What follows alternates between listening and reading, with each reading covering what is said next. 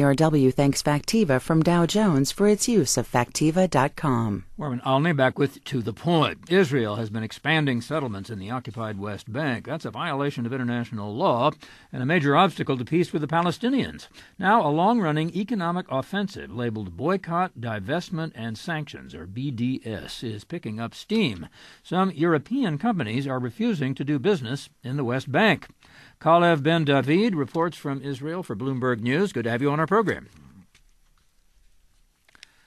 The boycott and the observance of it by companies in several countries has caused a lot of contention in Israel and elsewhere. Tell us which companies in which countries have in fact said they don't want to do business in the West Bank. Right. So the phenomena that we're seeing is mainly in Europe and primarily in some of the northern European countries.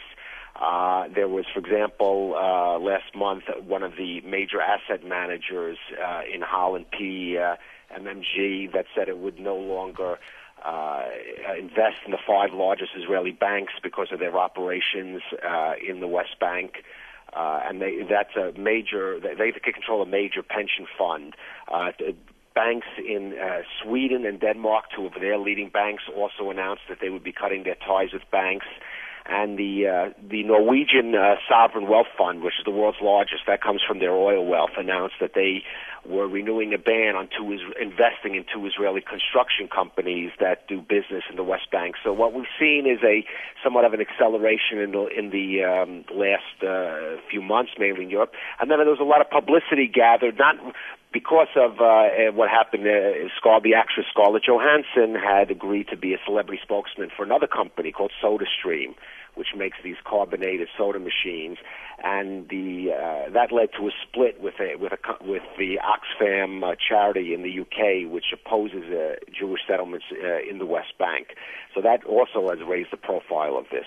So Scarlett Johansson refused to separate herself from SodaStream, and in fact separated herself from Oxfam. That's correct. But of course, the result it did give the BDS movement. I mean, that could be, you could argue, a setback for the BDS, but in fact, it actually gave the movement quite a bit of publicity too, and putting it in one gender. And that is getting some people here, and Israeli government officials are starting to get more worried about this phenomenon. Once a fringe phenomena, but now it seems to be gathering some steam. Members of the cabinet of Prime Minister Netanyahu have said very different things.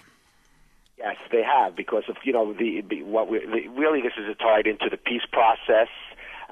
Secretary Kerry is trying to, of course, bring the sides together to create some kind of agreement towards a 2-state solution, and Prime Minister Netanyahu, at least formally, is in favor of it, but he has many reservations. But there are people in his cabinet that are basically against the Palestinian state, and others that are actually quite supportive of it. One of those ones supportive of it is the finance minister, Yair Lapid, and he has said he's very concerned that if this current peace initiative by John Kerry should fail, that the BDS movement, the boycott movement, would gather steam, and in fact, you might start seeing some European countries, but not just private businesses, adopting it as a policy, and he's really raised the red flag over that. He's the one who used the term tipping point, and the right. EU, it's important to point out, is in fact Israel's biggest trading partner. It's not the United States.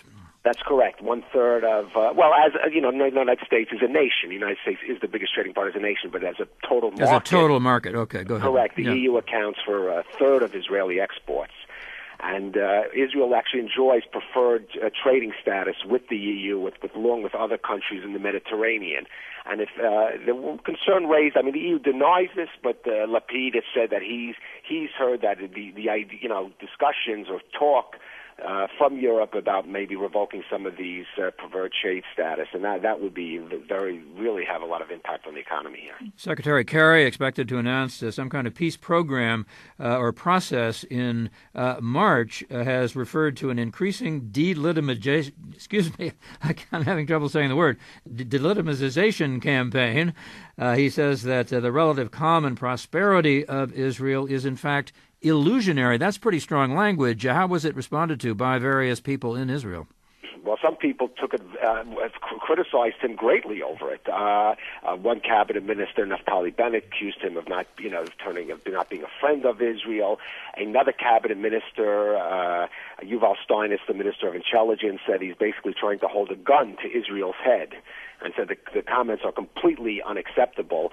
And there was some reaction on the State Department trying to clarify and saying, basically Secretary Kerry is not advocating it as a measure. Of course, the U.S. is completely against the BDS movement or any kind of boycott, even though its policy is against the settlements.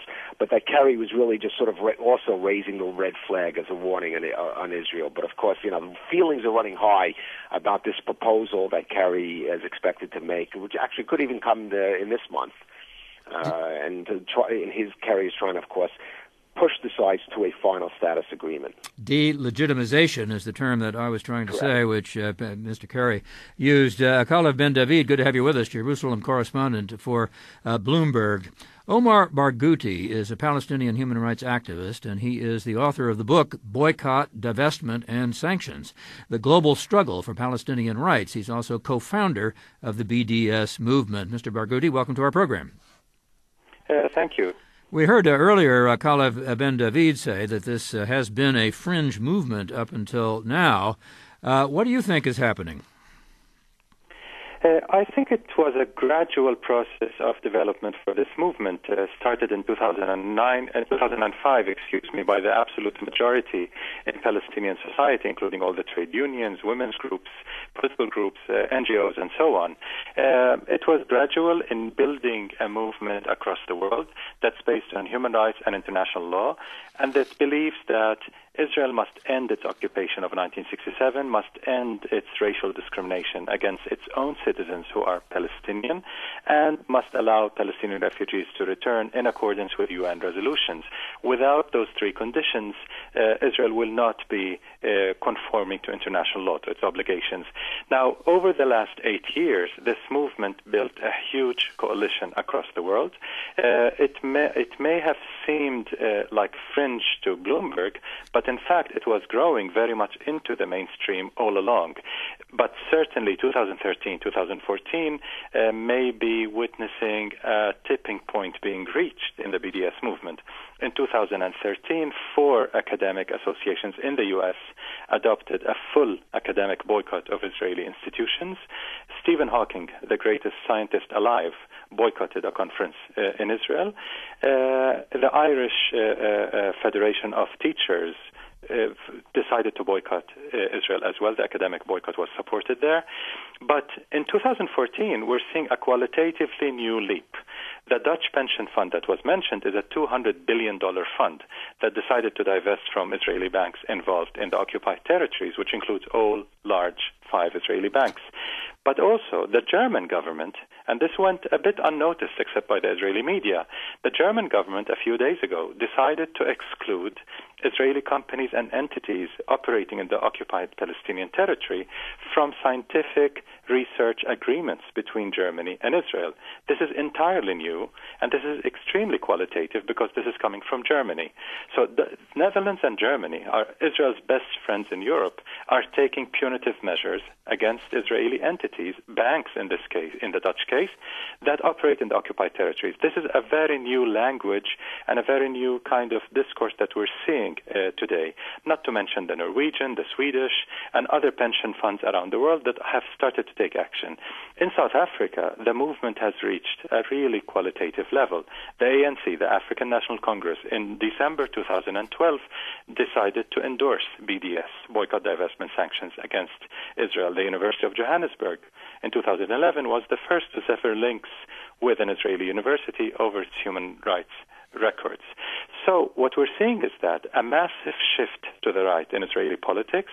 That's the main trigger for the growth of BDS, certainly, but a movement that has been building its infrastructure for 8 years with civil society groups, with unions, with intellectuals, with Jewish groups, Christian faith groups, and so on. And we're seeing those seeds that were planted reaching fruition. Again, Omar Barghouti is a Palestinian human rights activist, wrote an op-ed piece in the Sunday New York Times as well. Bradley Bursten is a columnist at Haaretz and senior editor at Haaretz.com. That's the Israeli newspaper and website. Bradley Bursten, good to have you on our program. Thanks for joining us. Good to be here. Thank you. Is Mr. Barghouti's analysis right? Has there been this shift to the right in Israel? Has it, in fact, do you think, then led to this growth of the boycott movement, not just in Europe, but elsewhere? Yes, I would argue that the actions of the Israeli government have really fueled the boycott, and it's certainly not intentionally, but the lack of attention that the cabinet and the government has paid to the possibility and the potential of a boycott movement has allowed it to just go forward and consistently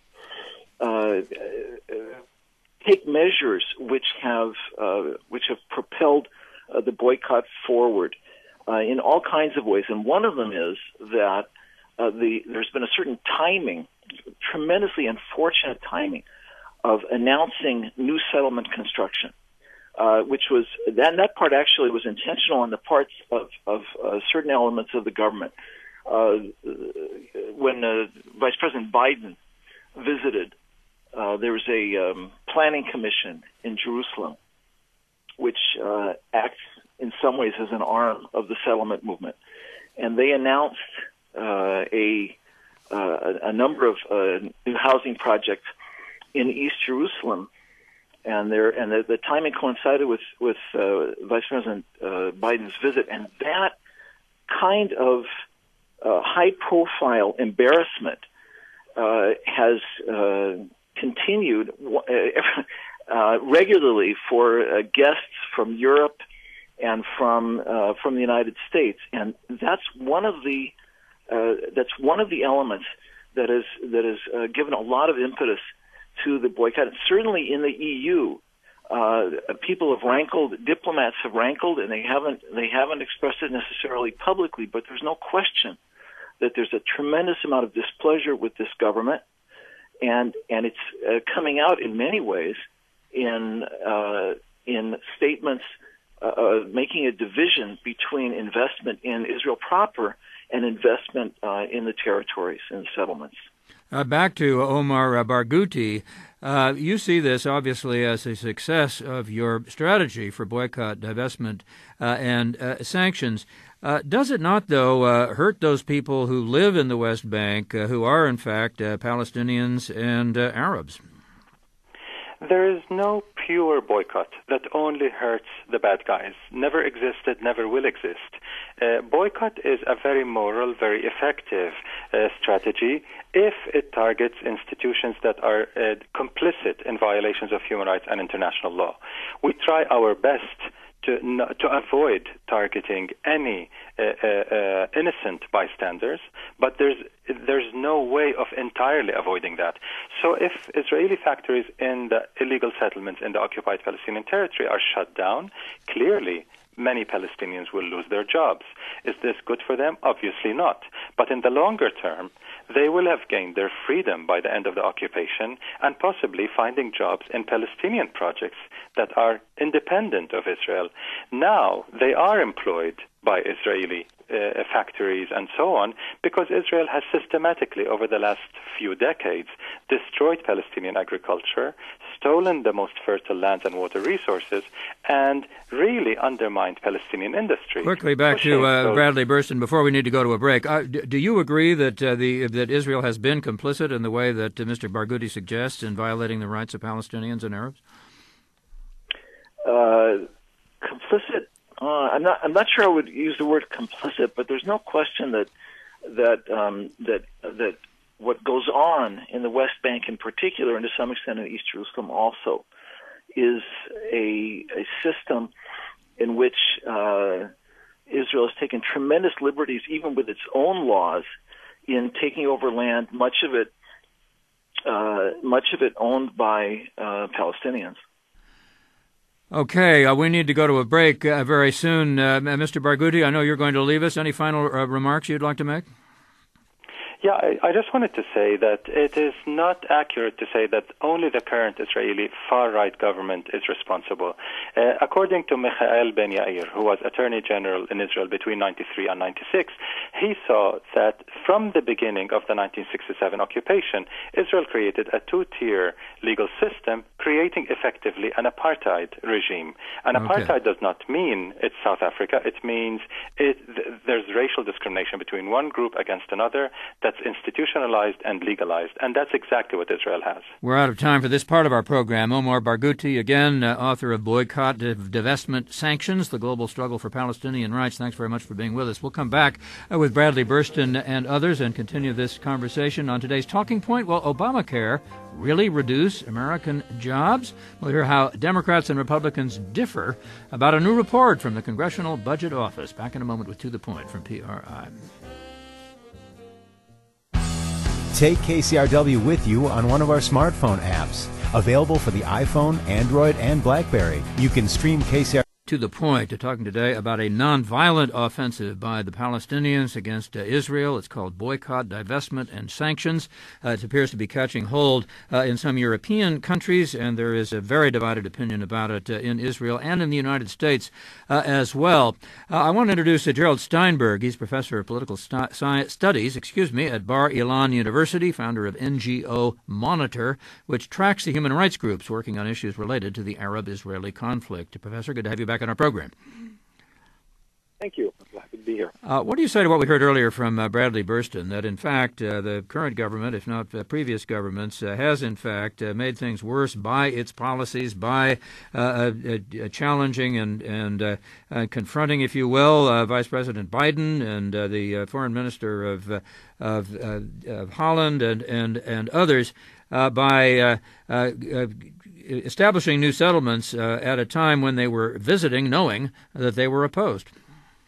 I'd like to start with a broader overview because Omar Barghouti presented what really was a long commercial for his BDS process, his whole movement, and a lot of what he said just needs to be refuted. This is an industry, and it's very important to see it as such. BDS is a major industry. We've tracked, the organization and the research that I've done, NGO Monitor, has tracked at least 100 million euros a year. Most of the money comes out of Europe. There's some George Soros money and others, but a large part of the money comes out of Europe through a dozen or so different frameworks, including church organizations. We're talking about at least 100 million euros a year. That's about $135 million a year. That pays for Mr. Barghouti's travel all over the world to speak at lots of different places, to create this Palestinian victimization process, blaming Israel, wiping out terrorism. There is absolutely no mention of the fact that Israel's been in a state of siege, not since 1967. We spent a lot of time talking about settlements and occupation. But let's remember that the opposition to Israel as the self-determination of the Jewish people under any borders goes back to the 1920s, certainly to 1947-48. Boycotts, like the Arab boycott that existed from the very beginning, this is just another version of it. And Mr. Barghouti himself, he doesn't talk about this when he's talking to liberal American audiences, but when he is talking in other frameworks, he talks about a single state. The only ethical solution, I'm quoting, is a single democratic, secular, civic state in historic Palestine, he says, which means, by definition, Jews will be in a minority. So this goes back to the same theme that we continue to have heard for many decades, and that gets back to Israelis understand that. So one element of the BDS that we didn't get to with Mr. Barghouti was that in addition to concern about what's happening in the West Bank, there's also an emphasis on what's referred to as the right of return, which, if in fact it were to be put into effect, would lead to a majority of Palestinians in Israel, as you're suggesting. Go ahead. Well, it's just another form of saying that Israel and the Jewish people don't have the right to self-determination. So we're using different kinds of language. We're talking a lot about 67 and occupation and settlement, but that's really a facade. And I think that's a big part of this problem. And Israelis who have been through this history, who see the day-to-day incitement on Palestinian radio and television, the honoring of mass terrorists by having schools and other things named after them. We see 3 times now Israel, as part of the peace process, has released Palestinian terrorists who are greeted as heroes when they go back to the West Bank or Gaza. Okay, but what about the issues that were brought up earlier by Bradley Bursten and the behavior of the Netanyahu government? Has it, in fact, with all due respect, we've heard your arguments many times and take them seriously, but what about the behavior of the Netanyahu government, and has it made things worse, as Bradley Bursten suggested? Israel is a type of government based on a coalition. It's not a presidential system. In other words, there are 5 or 6 different parties which pretty much reflect the Israeli electorate. Part of the problem, and you're talking to Bradley Bursten, and I think you have Peter Beinhart on after me, they write for a newspaper that gets 2 or 3% of the entire Israeli readership. They're way off on the fringes. The Oslo process, the failure of the Oslo process, has created a lot of bitterness in Israel. So you have different divisions, but the majority of Israelis, if you look at public opinion polls or even election returns, you see that 60% of Jewish Israelis support a two-state solution on the basis that will provide Israel with security. Not the type of security we get after withdrawal from Gaza, of bombardment constantly with rockets and other terror attacks, but real security. And in fact, Mr. Kerry's job is to try to find a way to do that in a realistic sense. Settlements are maybe 10 or 15% of the Israeli public supports increased settlements. That's a very small part of the overall 60% that I talked about earlier. So there is a very clear majority, and it was reflected in the last election. Your Calev Ben David at the beginning of this program quoted the finance minister, Mr. Lapid. Well, his party got a very significant block of support, and they are certainly not on the far right. Mr. Netanyahu has been outflanked on the right, not only by other parties, Lieberman's party and others, and Mr. Bennett's party, but even within his own Likud party. It's a little bit like what happened to Sharon. So this obsession of focusing on settlements and occupation, one can criticize the Israeli government, and parts of it, as Bradley Bursten said, it was a small fragment of the Israeli government that pushed the settlement issue and deliberately did it in the face of when Biden and others came in. What you need to do is provide the Israeli public with incentives, with visible change. Palestinians have to say, we accept the right of the Jewish people to self-determination. They have to say, we do not claim this ridiculous concept of a right of return for millions of people who were not around in 1948.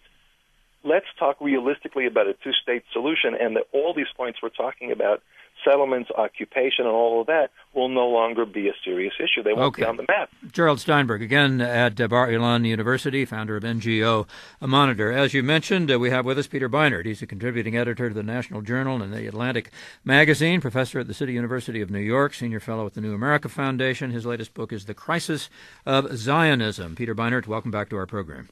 Thank you. What is your take on this, and what is the reaction of American Jews to what's going on now in Israel, and particularly to the Boycott, Divestment, Sanctions program? Well, I think the American Jewish organizations are clearly mobilizing to oppose boycott, divestment, sanction. And I think, although I'm not sure I've seen polling, I think it's pretty safe to say that the vast majority of American Jews would be opposed as well. I myself am opposed to a boycott, divestment, sanction of all of Israel because I don't think that the 3 principles in the boycott, in the BDS call, especially the right of return and full equality, by which I would interpret as not allowing Israel to have any Jewish public character or any right of return for Jews in distress.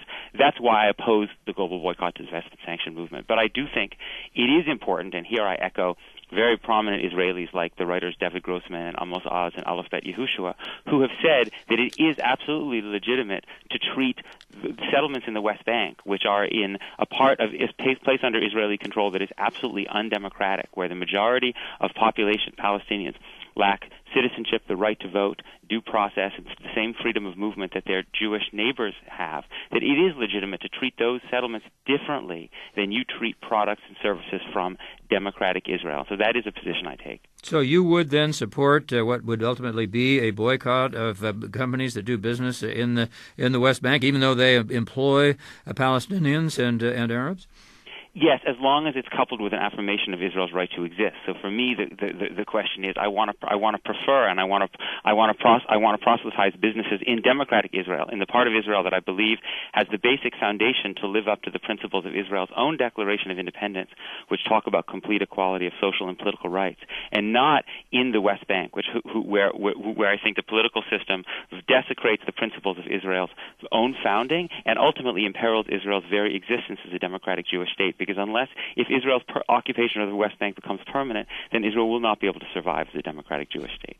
Elaborate a bit on that, if you will, and the difference between what you refer to as the democratic part of Israel and the undemocratic part of Israel. Well, within the 1967 lines, Arab Israelis, or you can call them Palestinian citizens of Israel, are citizens of the state. They have the right to vote.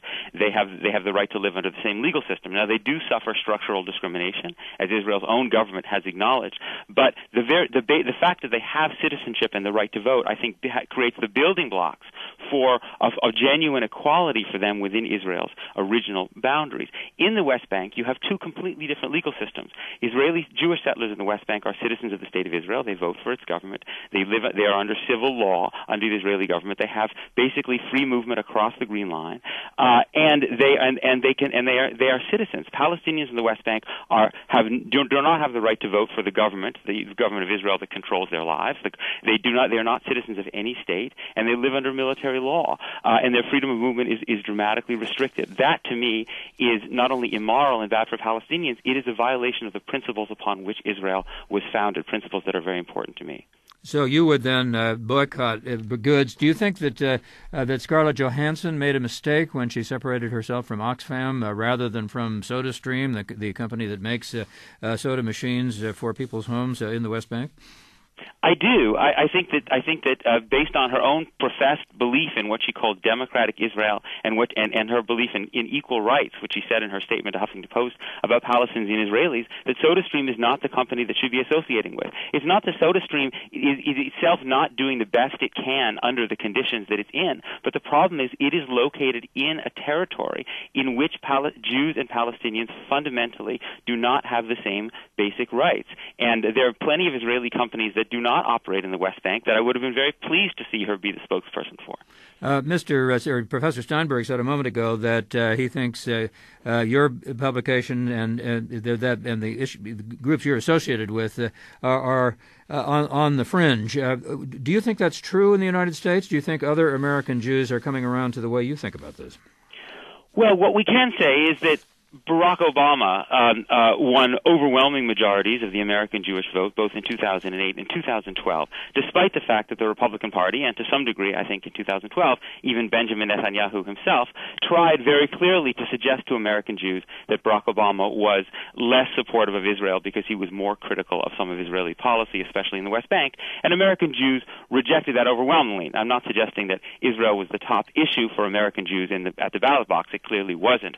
But I think it's also probably fair to say that most American Jews, while supportive of the state of Israel, are uncomfortable with Israeli settlement policy and are open to an American position which, while strongly supporting Israel's right to exist, opposes those settlement policies that are bad for American interests and bad for Israel. Peter Beinhart again with the National Journal, The Atlantic, a professor at the City University of New York, author of The Crisis of Zionism. I want to go back quickly to Bradley Bursten at Haaretz, senior editor there, and also at Haaretz.com in Israel. What's your reaction to Peter Beinhart saying that there ought to be a boycott, at least of those companies that are in the West Bank, but definitely not of all Israeli products?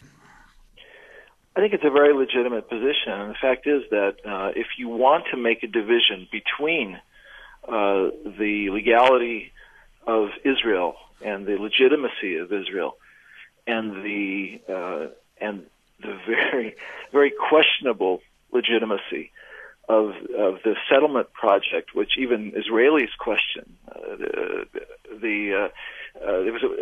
then if you want to make that delineation, that's how you do it. The fact is, there was just a poll a few minutes ago on Israel television that was released in which Israelis were asked, does the settlement enterprise weaken or strengthen Israel? And by far the largest group answered it weakens, the settlement enterprise weakens Israel diplomatically, culturally, and economically. And this is likely to increase as time goes on. But but my feeling is that the problem is that there's a sense in the American Jewish community that all boycotts are the same and that all boycotts are illegitimate. And I think that that's not true. Okay, let me go back to Gerald Steinberg, our professor at Bar Ilan University. You indicated yourself that you thought the idea of a two-state solution was, in fact, the hope of the majority of Israelis. But what about this issue on the West Bank? And do you think that the movement, Boycott, Divestment, Sanctions, however you may criticize it, could, in fact, influence Israeli businesses to try to get the government to change its policies? I think the opposite is going to happen. The BDS movement grew out of the Durban NGO Forum in 2001. With a declaration, you have 1,500 organizations under the banner of human rights. And they said that the purpose of this was the complete international isolation of Israel as an apartheid state. It's a form of political warfare, and Israelis realize that, the most of them. And so if this is the kind of policies that are going to be pursued, and they're going to continue after there's a two-state agreement, because then we're going to hear all sorts of claims about racism and discrimination and apartheid or the negative Bedouin, the same language is going to be used to dismember what's left of Israel, even within a two-state process. Then what are we going to gain from this? So BDS, in fact, is counterproductive. And boycotts, what are called targeted boycotts or partial boycotts, are adopting this type of Durban-based warfare, the exploitation of the terrible history of apartheid to apply to a conflict, an ethno-national conflict that exists in many other parts of the world, and in a one-sided way attack Israel for that. That's what Barghouti's goal is here. Let me go back to Peter Beinhart. You said that you thought a limited boycott would, in fact, be a good idea. How do you respond to what Professor Steinberg says? Well, I don't think that I think if you believe that, as I do, that the Israeli settlement process violates Israel's basic principles and is a threat to Israel's existence, then I think you need to find some way of being opposed to it. Now, if there are other ways, if other people have other suggestions of how to try to stop this deep self-inflicted wound, both to Israel's moral character and to its very existence, I'm very open to those. Unfortunately, this Israeli government is not just allowing Jews to move into settlements in the West Bank; it is dramatically subsidizing them. The finance minister of this Israeli government boasted last year that this government has doubled the subsidies for settlements. A report by the Israeli newspaper Yediot Ahronot noted that the average Israeli settler gets 70% more government money than does the average Israeli inside the Green Line. These are disastrous policies for the State of Israel, and it is precisely because I think the State of Israel can only survive as a democracy that this creation of a kind of a second undemocratic Israel after 1967, subsidized by the government itself, is such a threat and needs to be opposed. Professor Steinberg, your response? Well, Peter is very good at his rhetoric, but he lives far away from the reality. And in this reality, Israel is a very democratic society, but it also, Israelis understand terrorism and violence and how small this country is. So and that's why the United States has spent decades trying to find a formula. And Mr. Kerry's putting all his emphasis into this. And the formula is not going to be based on these kinds of slogans that we're hearing. This broad brush of painting settlers and settlements without distinguishing where they're located. Most of the people that are called settlements live right along the Green Line, which is an arbitrary place of a ceasefire line. We can solve this through a negotiation. This one-sided, biased propaganda war against Israel through boycotts is something that is totally ridiculous. Bradley Bursten, we're short of time, Professor. I'm sorry I have to interrupt you. Bradley Bursten, your response. You live in Israel. Yes. I love this place, and I want to see it survive as a democratic state. I think the way that it's going to survive as a democratic state is if there's a viable, independent Palestine that arises next to it. And I question the willingness and the interest of the present government of Israel in bringing that about. I think that they are mortgaged to the settlement process. All right, that's all the time we have. I want to thank you all very much for being with us. Bradley Bursten again in Haaretz in Israel.